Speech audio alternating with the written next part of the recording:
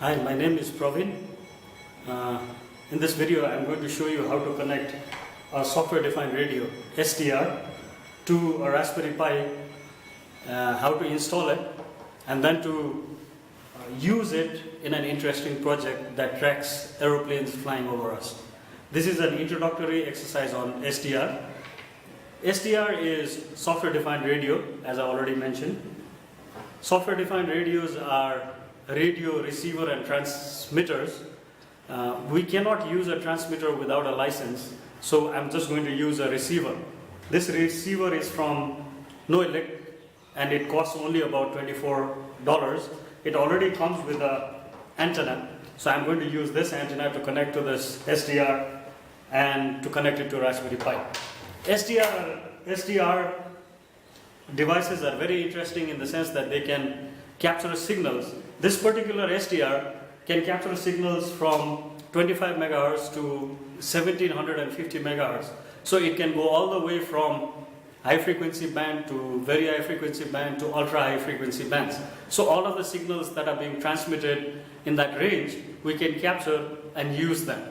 And in today's date, they have become much more popular because with the advent of Internet of Things, many of these devices these automated devices are coming online, and we need to track these devices or get data from these devices over a longer distance, which probably is not handled by Wi-Fi or other kinds of signals. So SDR becomes a very viable and cheap solutions to capture these signals and process them.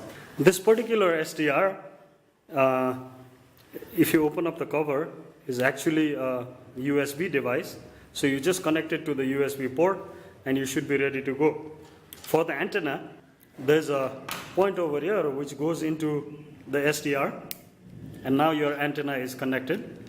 You can open the whip antenna and you can place it wherever you feel like. So this is the basic setup of the antenna itself. Now we need to connect it to a Raspberry Pi. For that, take a Raspberry Pi and find an open USB port and just connect it to that. So this is the hardware setup. This is all you need to do. After this is the software setup. I have now connected the SDR to the Raspberry Pi and started the Raspberry Pi and started off a terminal. And in the terminal, I'm now going to check if the SDR device is recognized. For this, I use the command ls usb, and the third entry over here, the fourth entry over here, the Realtek Semiconductor Corp RTL2838 DVDT. That is the device that we are looking for, and now this device is already loaded into my Raspberry Pi. I need to set up basic radio softwares for this, which I'm going to do now. Before that, I would just want to update my packages. So for this, I can do sudo apt-get update. Once this update is over, since I've already done the update, I'm not going to run it. So after this update is over, then I'm going to install GNU Radio. For this, all I need to do is to do sudo apt-get install GNU Radio and GNU Radio dev files. So I've already installed it in my system, so I'm not going to redo this. But once you do this and press enter, select all the defaults, you should have GNU Radio up and running.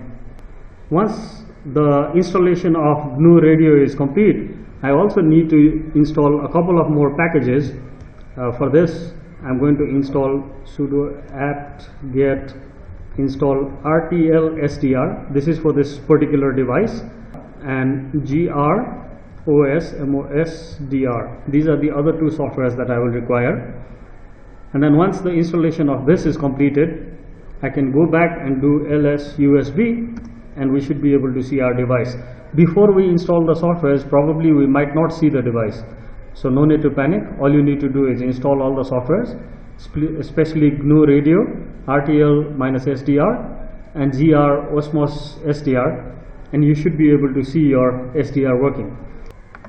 Once this is done, we need to now load the software-defined radio so that it can be active to use. So with this command, sudo modprob -r dvb_usb, underscore RTL28XXU.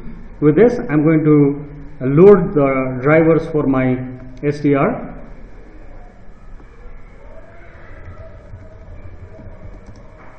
And now my device is loaded and I can use it for various purposes. The first task that I would want to do is to check whether the device is working. For this, I'm going to use a software called GQRX, which is available for Linux.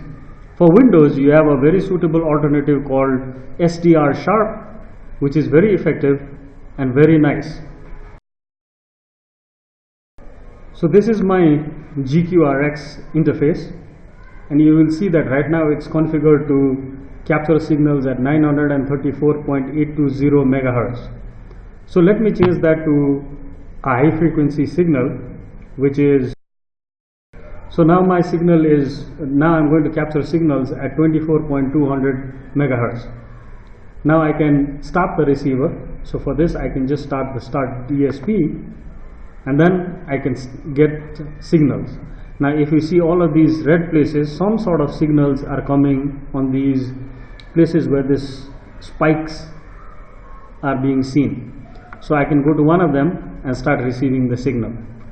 So if you look on this input controls and receiver option side, we can change few parameters so we can get better signals. In this case, I can change the filter width, which is wide, narrow, normal and user. Normally we keep it to just normal. Then I can change the shape of the signal, and then I can change the mode of the signal. So the most commonly used signals, if you are working with high frequency, would be LSB and USB. If you are working with continuous wave like Morse code, would be CW-L and CW-U. If you are working with FM, you have multiple choices. You have narrow FM, you have WFM mono, and WFM stereo. You can also get AM signals. So there is a variety of signals that can be captured with this device that we can use to analyze or get data from. Beside this, we really don't need to change too many things. We can start receiving the signals, and then we can find out what data is given in these signals. Now that we have got the SDR connected to the Raspberry Pi and it's working, and we can see some signals that we can capture off GQRX, let us do a small cool project. Is to track ADS-B signals. ADS-B stands for Automatic Dependent Surveillance Broadcast, which is a surveillance technology which is used in aircrafts to determine its position by satellite navigation, periodically broadcasted, enabling it to be tracked. So now we're going to try and track airplanes that are flying above us. We have got dump 1090 program from this GitHub website, and now we're going to run it. We have to compile it, and now we're going to run it through our terminal. So for this, if we do dump, so we run it in interactive mode, and now we can see the airplanes that are above us. So in our case, we can see one flight which is giving out X data. This data is being taken in Nepal, where most of the older airplanes do not have GPSs built into them, but we can see a lot of messages over here. If the airplanes had GPS based tracking, then you would get latitude, longitude and all other data, but in this case only the plane's ID is being shown.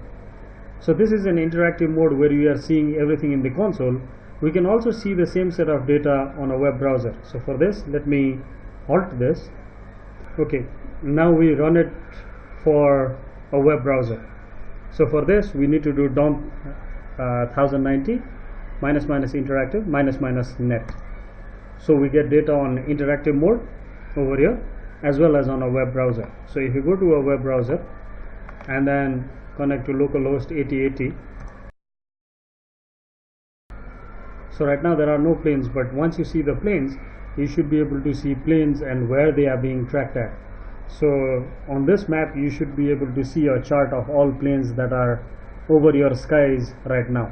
So this is a very simple example of using software defined radio to track planes. all around you.